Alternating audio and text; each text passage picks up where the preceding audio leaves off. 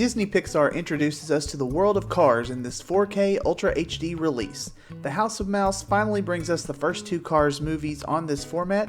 Do they live up to the other Pixar releases, which have been great so far? Find out the video and audio quality, cover options, and if they're worth the purchase. In for review today are Cars and Cars 2.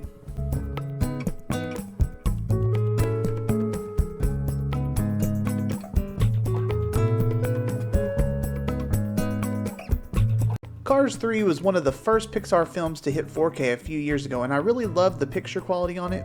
I loved the first film and couldn't wait to see how good it would look. Now the second movie, on the other hand, I'm not a fan of at all, so I was less interested in this one.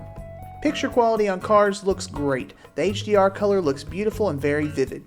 I thought the standard Blu-ray looked pretty good when it came to detail and texture, but the 4K brings a new level to it, and I thought it looked great. The picture is very clear and crisp and just looks fantastic. I'm going to give this one a solid 9. Sound quality is standard Disney. It has a Dolby Atmos mix, and as predicted, you'll need to turn up the volume on non-action scenes.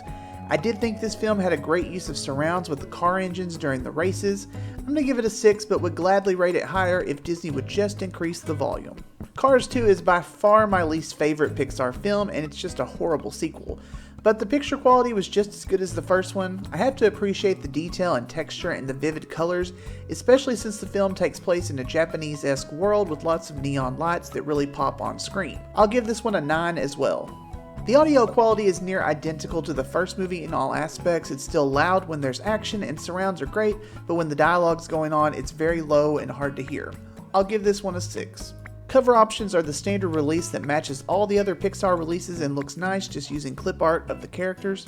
Best Buy brings the great minimal look to their steelbooks just like the other releases, and I really love what they're doing with these.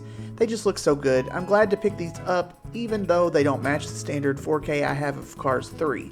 My OCD will have to calm down for the time being. Now as for if you should pick these up, I say definitely yes on the first film. It's just such a good movie and I really enjoyed it.